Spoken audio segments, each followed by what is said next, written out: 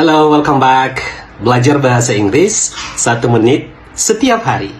Video kali ini saya mau berbagi tentang penggunaan to dan for.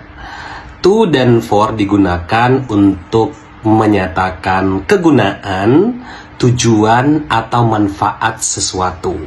Contoh, robot digunakan untuk melakukan tugas berbahaya. Untuk mentranslate kata untuk di sini, kalian boleh menggunakan to, kalian juga boleh menggunakan for. Perbedaannya, kalau kalian menggunakan to, setelah to itu diikuti verb one. Kalau kalian menggunakan for, setelahnya harus berbentuk verb ing.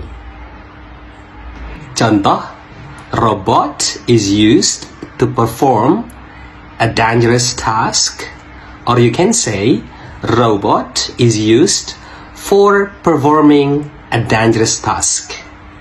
Thank you. Bye-bye.